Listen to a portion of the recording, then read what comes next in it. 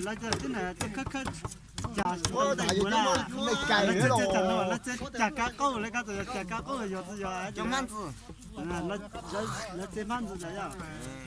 Cho mang gì? Lời tới cho là chỉ là cái nào? Mới chỉ là chế má cá câu rồi mua, nó chỉ cho nó mắt gì Vừa cho hai mà. Rồi chỉ nữa có cho. Có con này. trong danh tiếng như này rồi. dùng cái này nhá, ta chỉ chụp lâu như Lâu tàu. sau nên đầu sau Này này cả thế chúng này là自由了自由了干什么不？大家是啥？ cái mà này này chúng ta kiếm đấy.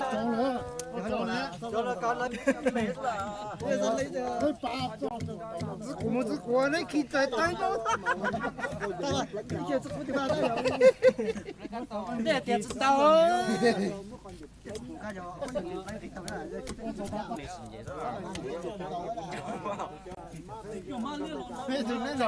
trồng tới lấy từ đi tây chơi phế. Lấy trồng ra nó tuôn ra đi.干嘛你搞大个干嘛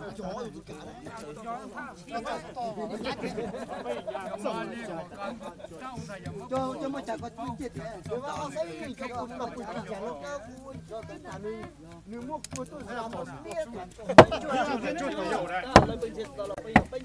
Sắp giờ lấy sao tao tự nhiên. Liệu, chiều.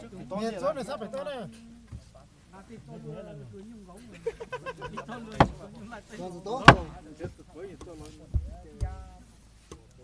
Cả tông cả Rồi chúng tôi bây giờ rồi.